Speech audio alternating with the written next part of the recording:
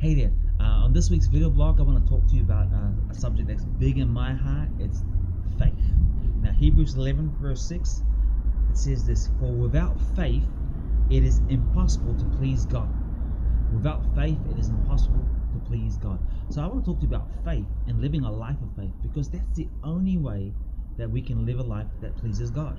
Now I don't know about yourself, but for myself I really want to please God. I live my life. I've come to this nation of England because I believe that God has called me to this place, because I want to live a life, and I've obeyed that calling because I want to do and live a life that pleases God. Now another word for faith is the word trust. So we can actually substitute trust for faith. So we can say this: for without trust it is impossible to please God. So here's the thing: if we're going to live a life of faith or a life of trust, that's the only way to please God. But God wants us to be pleasing unto Him. God's not a mean God. He wants us to live a life that pleases Him.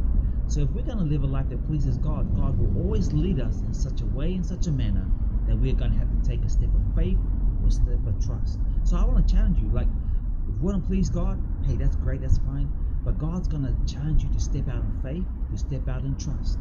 And trust is all about having faith in Him, trusting Him. A lot of times we trust in ourselves, we trust in our ability, we trust in our friends, we trust in our money, we trust in our job, we trust in our relationships.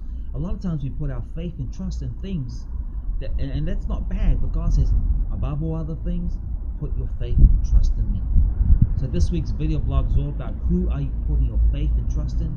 How are we going to live a life that pleases God? We've got to live a life by putting our complete faith and trust in Him.